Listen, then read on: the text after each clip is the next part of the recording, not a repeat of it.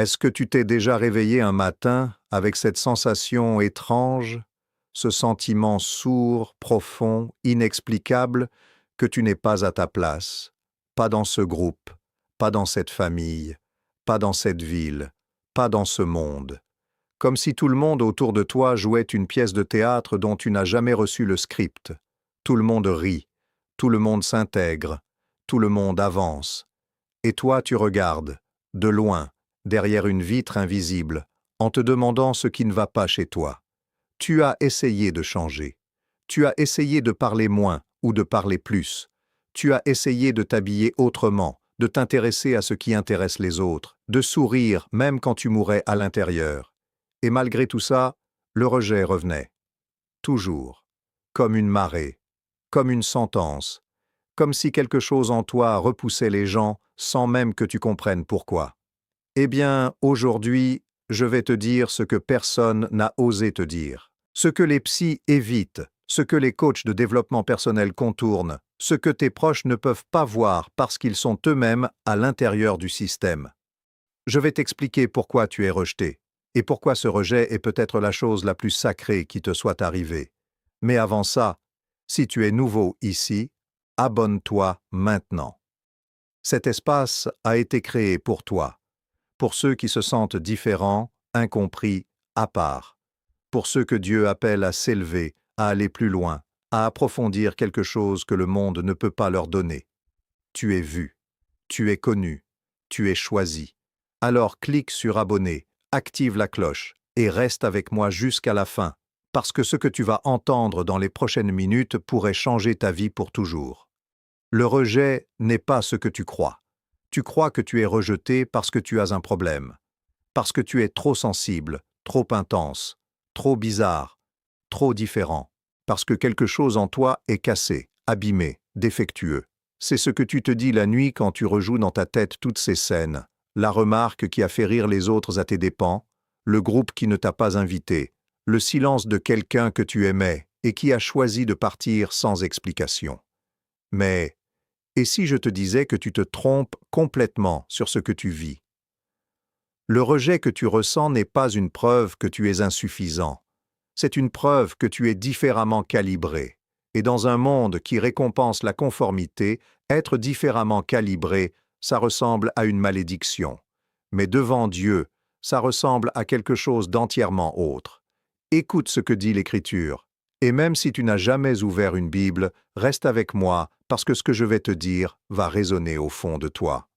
En 1 Samuel 16, quand Dieu envoie le prophète Samuel choisir un roi parmi les fils de Jessé, tout le monde regarde Eliab, grand, beau, impressionnant. Samuel lui-même pense, c'est forcément lui.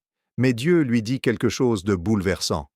Ne regarde pas son apparence ni la hauteur de sa stature. L'Éternel ne regarde pas ce que l'homme regarde.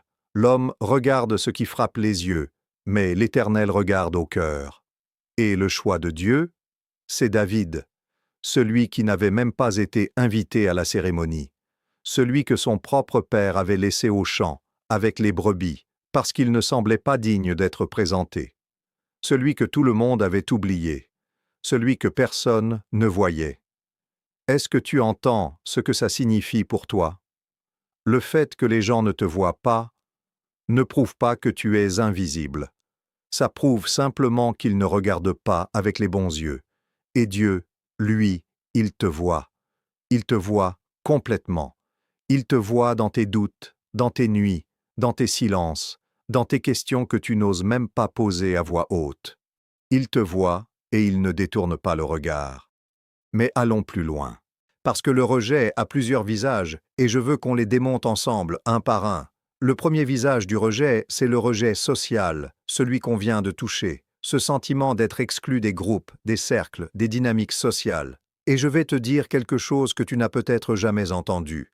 Les personnes qui sont trop facilement acceptées par tous les groupes sont souvent celles qui n'ont pas encore trouvé leur identité propre, parce qu'elles s'adaptent à tout, elles changent de couleur comme des caméléons, et ça leur coûte quelque chose d'immense à l'intérieur. Elles le savent, même si elles ne le montrent pas. J'ai mis des années à comprendre pourquoi certaines personnes semblent attirer naturellement le succès, l'amour, l'abondance, pendant que d'autres courent, sans jamais y arriver. La réponse? Ce n'est pas une question de chance, c'est une question de fréquence. J'ai condensé tout ce que j'ai appris dans un guide complet de 21 jours. Le code vibratoire. Ce que tu trouveras à l'intérieur, un programme jour par jour pour nettoyer et reprogrammer ton énergie. Les techniques de manifestation les plus puissantes. 369. Scripting. Pillow Method. Le guide complet des chakras, des fréquences solfège et de l'astrologie vibratoire. 40 affirmations de haute fréquence pour tous les domaines de ta vie. Le lien est dans ma bio. Commence ton voyage aujourd'hui. Si tu lis encore ceci, c'est que quelque chose en toi cherche à changer. Mon livre Code vibratoire est là pour t'accompagner pendant 21 jours, pas avec de la pensée positive en surface, mais avec une vraie reprogrammation en profondeur, conçue pour ceux qui savent qu'ils méritent mieux et veulent enfin le prouver à l'univers. Télécharge-le dès aujourd'hui via le lien en bio. Ce n'est pas ce que tu fais qui définit ce que tu attires, c'est ce que tu émets. J'ai écrit ce livre pour toi, pour qu'en 21 jours, tu deviennes enfin la fréquence de ce que tu désires. Code vibratoire, lien en bio. Ne laisse pas passer cette opportunité de transformer ta vie. Depuis que j'ai partagé mon guide avec mes premiers lecteurs, les retours sont incroyables. Des personnes qui bloquaient depuis des années sur leur situation financière, leurs relations, leur santé, ont commencé à voir des changements réels après quelques jours seulement. Pas de magie. Juste une méthode sérieuse, construite sur la science des fréquences, la psychologie de l'abondance et des pratiques spirituelles ancestrales. Le code vibratoire est disponible maintenant. Si tu es prêt à changer de fréquence, il est temps. Lien en bio. Toi, tu ne peux pas faire ça. Pas parce que tu es arrogant ou difficile, mais parce qu'il y a quelque chose en toi qui ne peut pas trahir ce que tu es au fond. Et ça, c'est une forme de force spirituelle, même si ça te fait souffrir socialement. Le deuxième visage du rejet, c'est le rejet familial. Et celui-là, il fait mal différemment, parce que la famille, c'est censé être le lieu du refuge, de l'inconditionnalité, de l'amour sans condition. Et quand le rejet vient de là, quand c'est ton père qui ne te comprend pas, ta mère qui critique tout ce que tu fais, tes frères et sœurs qui te mettent à l'écart, ça crée une blessure qui va beaucoup plus profond que n'importe quel rejet social.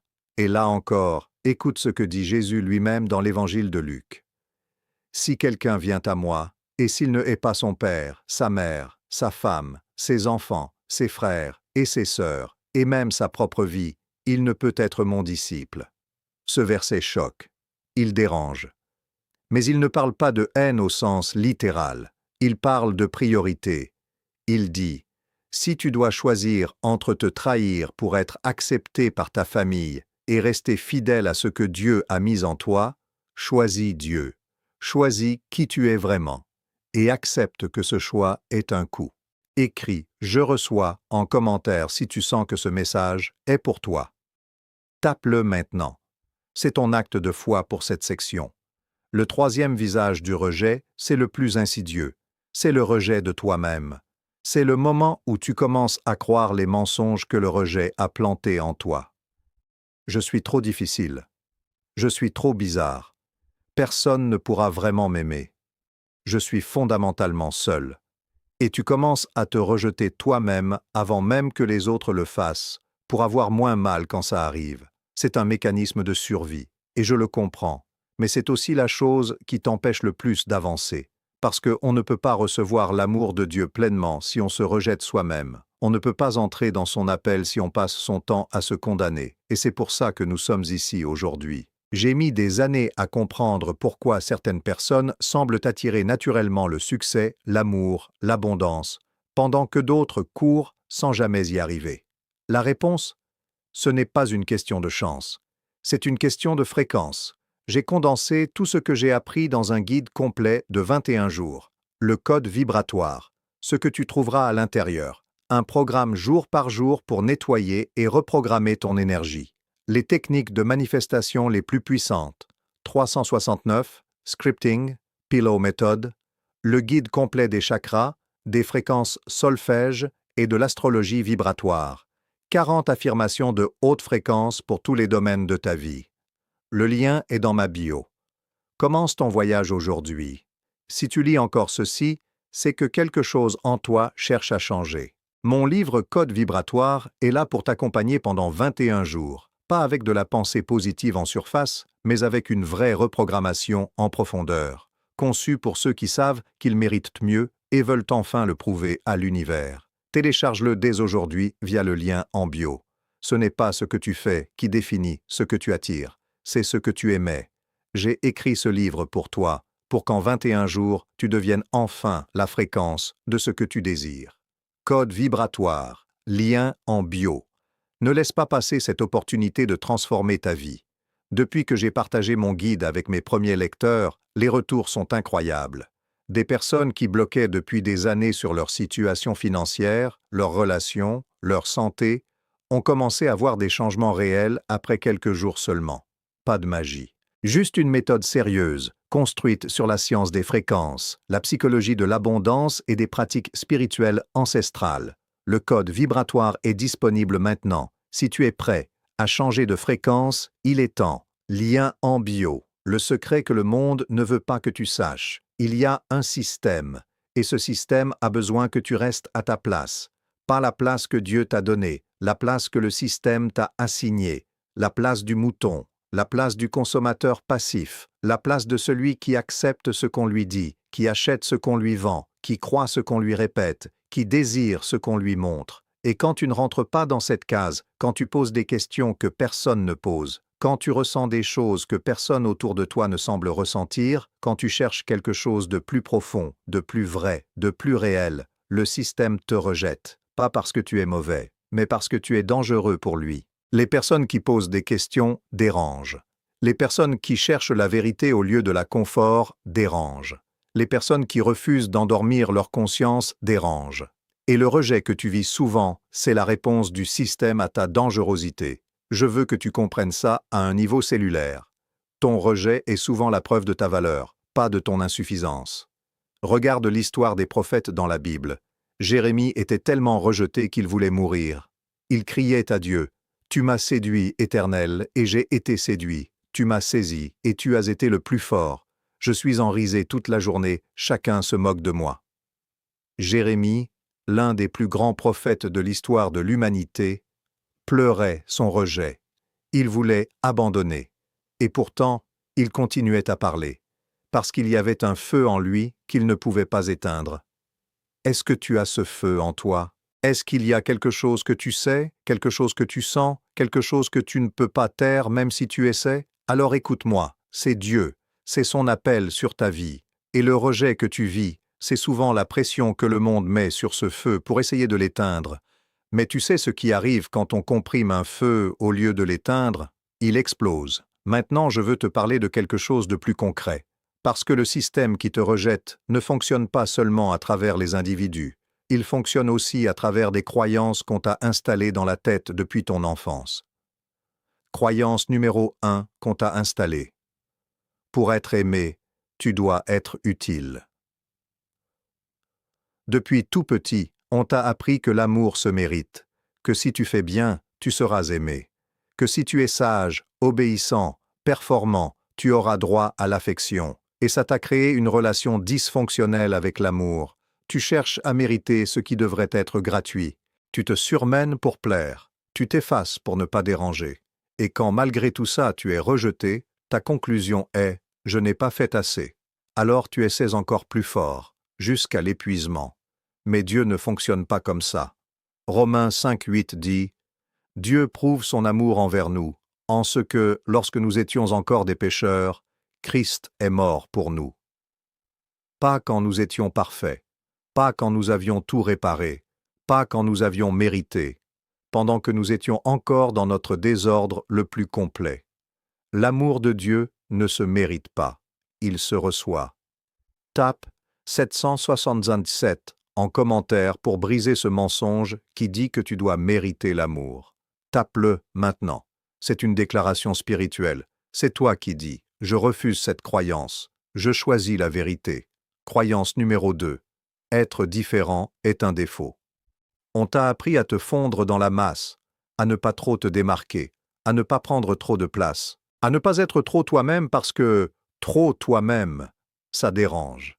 Et pendant des années, tu as essayé de te rapetisser, de t'éteindre, de devenir une version acceptable de toi-même pour les autres. Mais Psaume 139 dit « C'est toi qui as formé mes reins, qui m'as tissu dans le sein de ma mère. Je te loue de ce que je suis une créature si merveilleuse. Tes œuvres sont admirables, et mon âme le reconnaît bien.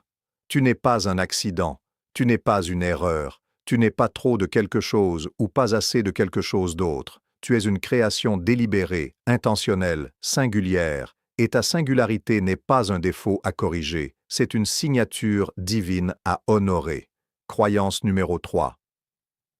Le rejet prouve que tu as tort.